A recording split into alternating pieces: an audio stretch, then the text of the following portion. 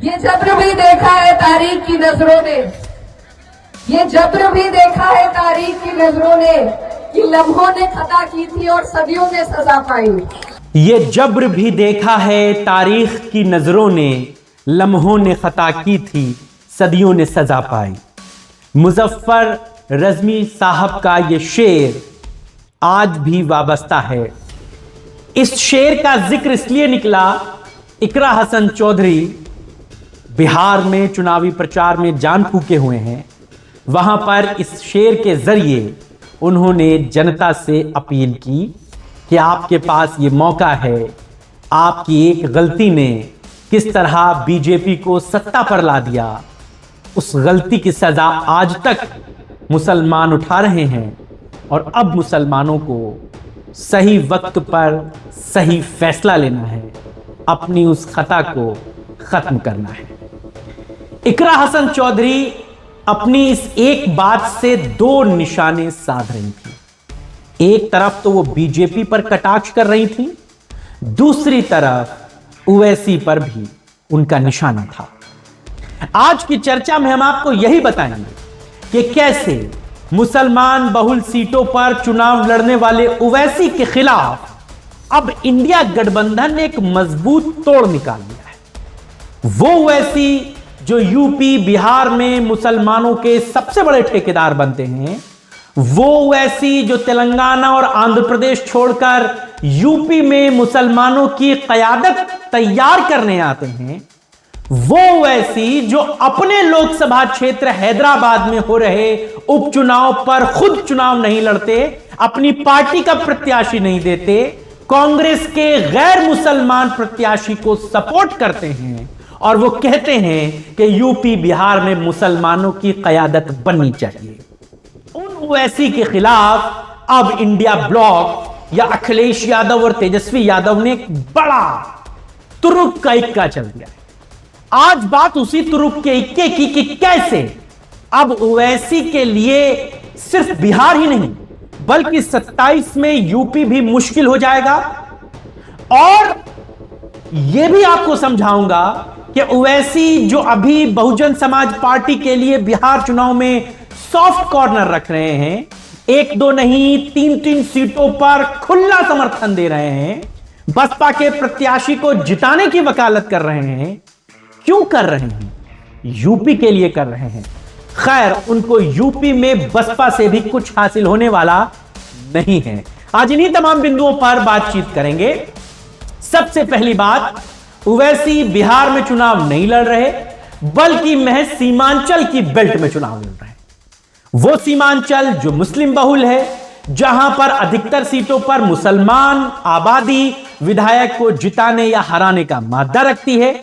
वही सीमांचल जहां से पिछली बार ओवैसी की पार्टी के 1-2 नहीं बल्कि 5 विधायक जीते थे।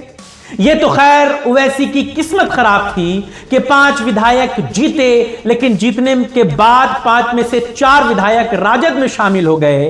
उसके बाद उन विधायकों की किस्मत ओवैसी की किस्मत से भी ज्यादा खराब थी, राजद सरकार से बाहर हो गई, विधायक पैदल हो गए।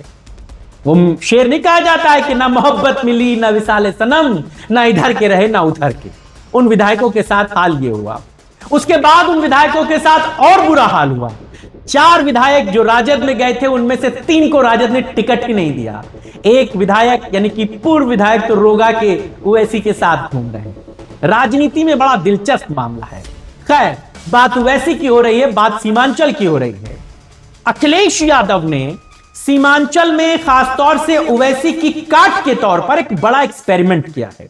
उस एक्सपेरिमेंट में मुसलमान बड़े नेताओं को सीमांचल में ड्यूटी पर लगाया गया है।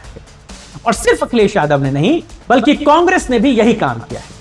कांग्रेस की तरफ से इमरान प्रतापगढ़ी सिर्फ सीमांचल में कांग्रेस और गठबंधन प्रत्याशी के लिए माहौल बना रहे हैं। जबरदस्त भीड़ उठ रही है। उनके हेलीकॉप्टर के उतरने से लेकर के उनकी शेरो शायरी में जनसभा में भीड़ उड़ रही है।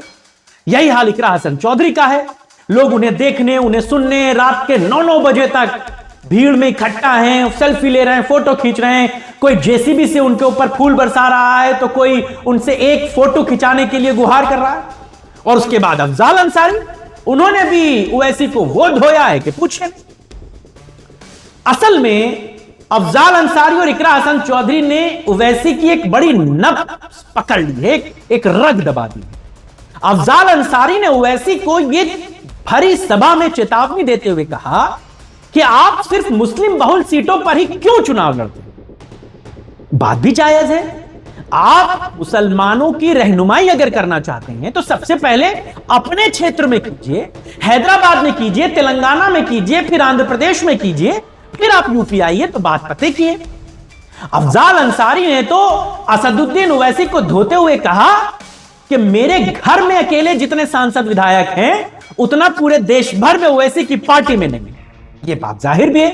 अफजाल अंसारी सांसद, उनके दो भतीजे, एक मुख्तार अंसारी के बेटे, एक सिकबतुल्ला अंसारी के बेटे, दोनों विधायक।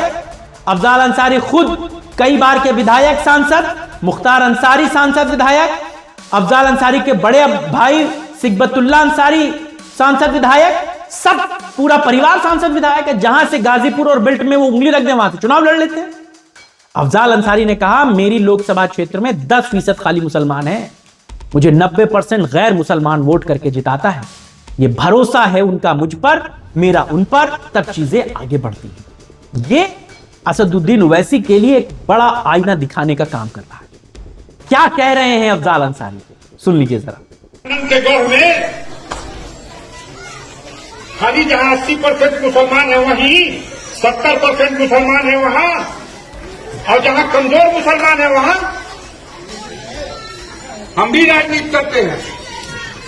1985 से 5 बार विधानसभा सदस्य रहे और तीसरी बार लोकसभा के सदस्य। गूगल में अपने नौजवानों से हमारे जाने के बाद खुलवाइएगा, गाजीपुर कई % मुसलमान है, खोल के देखो।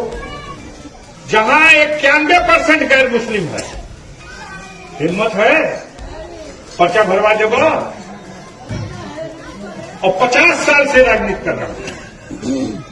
मैं भी हूं, मेरे बड़े भाई सिकबतुल्ला साहब भी विधायक, मेरा छोटा भाई मुख्तार अंसारी, जिसको साजिश करके पिछले साल इसी डबल इंजन की सरकार ने 18 साल जेल में रख करके, अजियत दे करके, धोखा कर करके, रमजान के महीने में शहरी में उनके जहर मिला करके खिला दिया। उनका बेटा भी विधायक है, बड़े भाई सिकबतुल्ला अंसारी का भी विधायक है। जितनी पूरी पार्टी में विधायक होंगे, अकेले हमारे घर में विधायक। तो हम कहें कि अब हिंदुस्तान भर का मुसलमान हमारे वोट दे।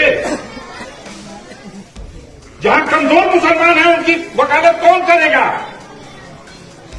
आप कहते हो कि तेजस्वी हमके कुल छोड़ के सीमांचल कहा है, वहां जहां ढेर ढेर मुसलमान बड़ो कुल हमारा दो कहा है। भैया कहा होगा तुम, क्यों दे तुमको? तुम तेलंगाना जाओ, तुम आंध्र प्रदेश जाओ।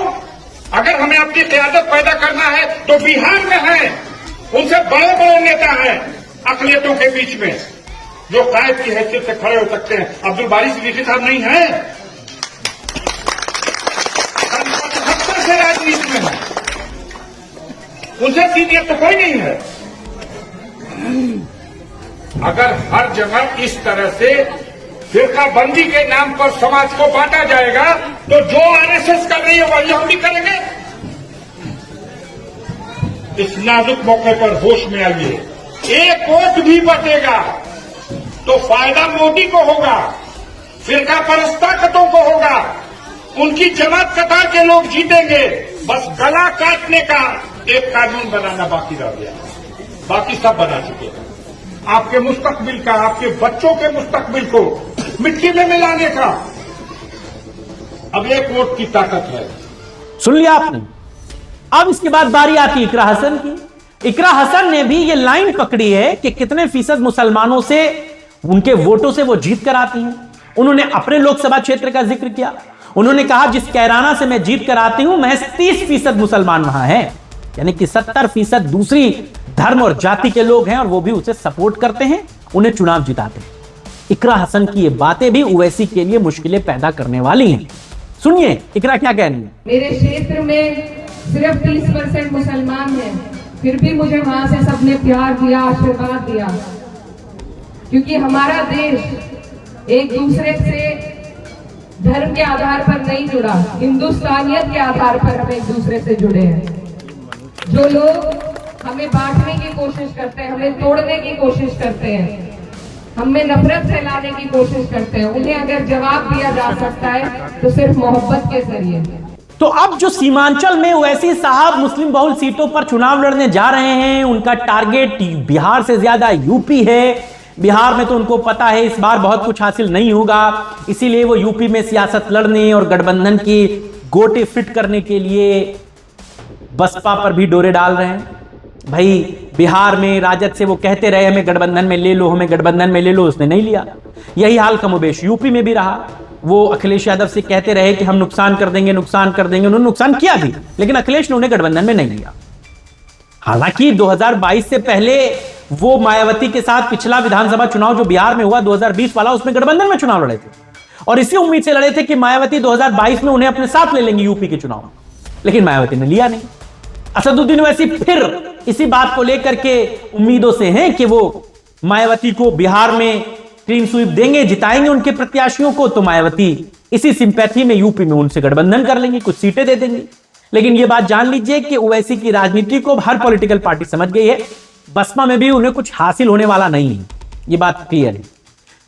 बिहार में जिस तरीके की सीमांचल में वो राजनीति कर रहे हैं और मुसलमान दूसरी पार्टी के नेता उनके खिलाफ जो माहौल बनाए हुए हैं, वो इस बार ओवैसी के लिए बड़ी मुसीबतों का सबब है। पिछली बार तो रोगा कि ओवैसी साहब 5 विधायक जिता ले गए थे क्योंकि मायावती के साथ उनका गठबंधन था। इसी सीमांचल में मायावती ने चुनाव नहीं लड़ा तो उसका फायदा ओवैसी को मिला, 5 विधायक जीत गए। लेकिन इस बार तो बहन जी और बसपा चुनाव लड़ रहे हैं ना वहां पर, तो फिर ओवैसी के लिए मुश्किल है।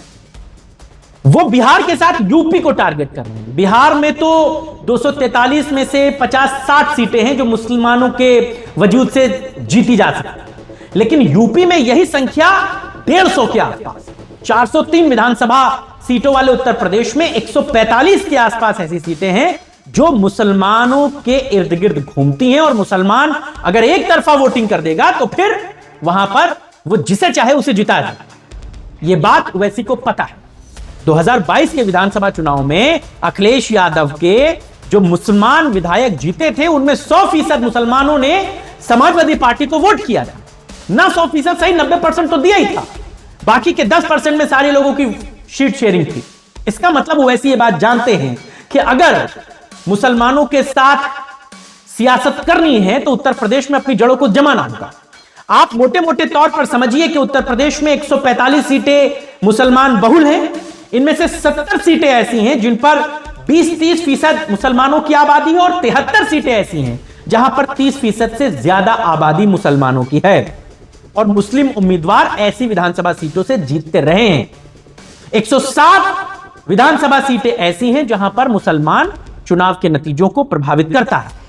उत्तर प्रदेश में मुसलमान बहुल वाली सीटें अगर मैं आपको बताऊं तो मुरादाबाद, जहां पर लगभग 51% मुसलमान हैं, रामपुर 50%, बिजनौर 45%, सहारनपुर 42%, मुजफ्फरनगर 42%, शामली 42%, अमरोहा 41%, हापुड़ 33%, मेरठ 35%, संभल 33%, बहराइच 34%, बलरामपुर 38%, बरेली 35%, श्रावस्ती 31%।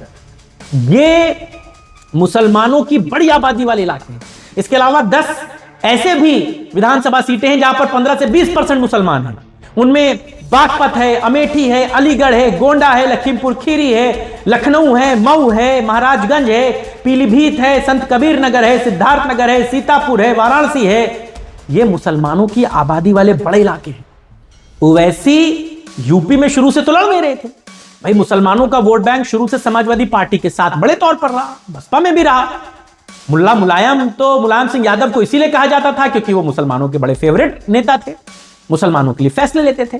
लेकिन 2016 के उपचुनाव में पहली बार ओवैसी उत्तर प्रदेश आए, क्योंकि 2014 के लोकसभा चुनाव में उन्हें मतलब भर की सीटें मिली थी, वो बड़े उत्साहित थे। अयोध्या की एक सीट है जहां से ओवैसी ने अपने चुनाव को लड़ने की शुरुआत की थी, वहां से पहला उपचुनाव उन्होंने लड़ा और उसके बाद वो धीरे धीरे उत्तर प्रदेश में जड़ें उन्होंने जमाई। 2017 का विधानसभा चुनाव लड़ा, फिर 22 का लड़ा, फिर तमाम चीजें उन्होंने देखी। हालांकि 24 के लोकसभा चुनाव में वो नहीं उतरे तो उसका फायदा समाजवादी पार्टी को मिला, उसके तादाद में सांसद जीत गए, देश की तीसरी सबसे बड़ी पार्टी बन गई। यानी कि ओवैसी अगर चुनाव नहीं लड़ते हैं तो उसका बड़ा फायदा समाजवादी पार्टी और कांग्रेस को सीधे तौर पर मिल रहा था।